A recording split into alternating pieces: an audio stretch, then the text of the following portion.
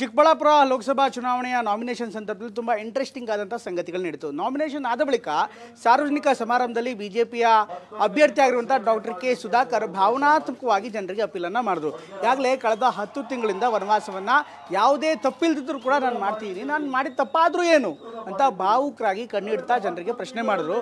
ಜೊತೆಗೆ ಈ ಬಾರಿ ನಿಮ್ಮ ಸೇವೆ ಮಾಡೋದಕ್ಕೆ ಅವಕಾಶ ಕೊಡಿ ಅಂತ ಕಣ್ಣೀರು ಹಾಕಿಯೇ ಚಿಕ್ಕಬಳ್ಳಾಪುರ ಜನರ ಮನವಿ ಮಾಡಿದ್ರು. ನಿಮಗೆ ವಿನಂತಿಯನ್ನು ಮಾಡ್ತೇನೆ, ಮತ್ತೊಮ್ಮೆ ನಿಮ್ಮ ಸೇವೆ ಮಾಡಲಿಕ್ಕೆ ನನಗೆ ಅವಕಾಶ ಮಾಡಿಕೊಡಿ. ಕೊಡ್ತೀರಾ? ದೂರ ಮಾಡಿದ್ದೀರಿ.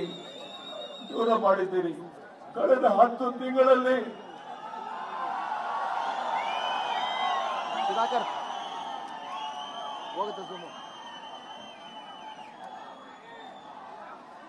ಅಜ್ಞಾತ ವಾಸವನ್ನ ಅನುಭವಿಸಿದ್ದೀನಿ.